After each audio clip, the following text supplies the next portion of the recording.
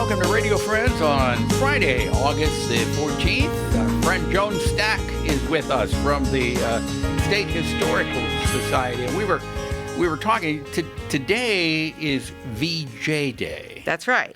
But officially, tomorrow is VJ Day. There's actually 3 days that are celebrated as VJ. The 14th, when the actual, when Japan accepted the terms of the Americans for surrender.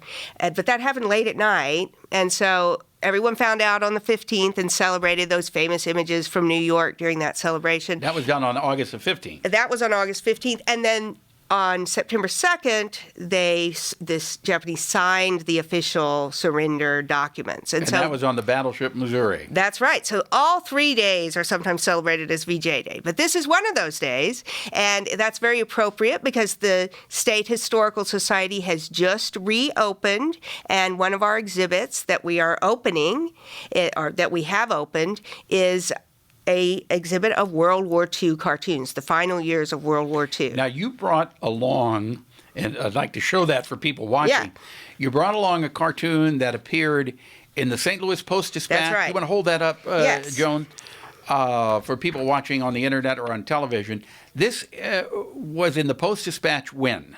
This was scheduled to run actually on August 16th. It actually didn't run that day because there was a newspaper strike, so it didn't run. But we have the cartoon in the exhibit. And for people listening on the radio, paint a picture of what that is. Yeah, it's a really powerful cartoon. It has a figure of a powerful man. His race isn't totally clear, and he's shirtless, and he's holding up his arms in the symbol of the V. And the V symbol, the victory symbol, was very important back then. You know, what we think of the peace sign back during World War II meant victory.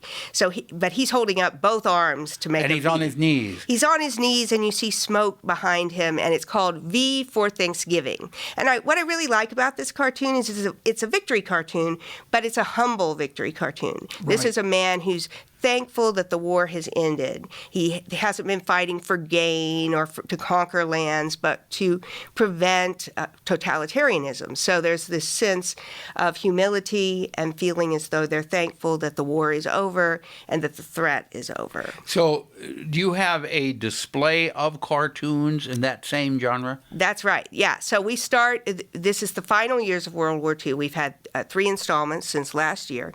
And the final installment is 1943 to 45, and it has cartoons that document that history as it happened, including D-Day and all the things we associate with 1944. But the war continued, and this is when the war finally ends and with the surrender of Japan. Yes. Now, many of us were not alive during that period, but there are many who were. And living through that, I'm sure, was a very difficult time.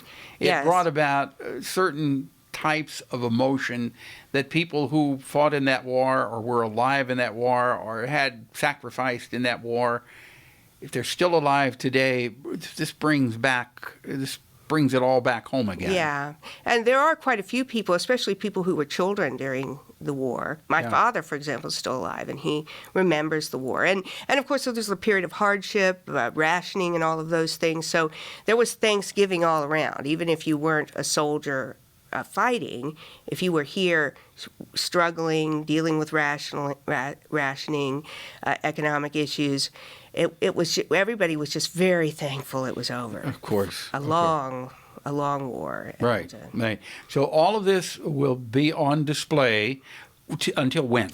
This exhibit will actually not close until the end of the year. So we haven't. It won't. It will probably run until early 2021. I'm hesitant to say because I don't know exactly what the schedule will be as far as closure during the holidays. Mm-hmm. So I'm not. So now you've reopened. What are the procedures that you're taking? What precautions are you taking? And what do people need to know before they come down. Yes, so we are reopening, but of course we're expecting people to socially distance and wear masks. I actually have the sign that will greet you at the art gallery as you come in. If you've visited our art gallery, you'll know that one of our most spectacular paintings is a beautiful portrait of Harry Truman and his family that's behind the guard's desk. And so we've put masks on. You digitally enhanced that photograph of the Truman family, putting masks on, reminding everyone. Yes, that masks are required by city ordinance, and of course we also require social distancing. Mm-hmm. But the gallery is big enough that you should be able to social distance. You should be able to enjoy the exhibits.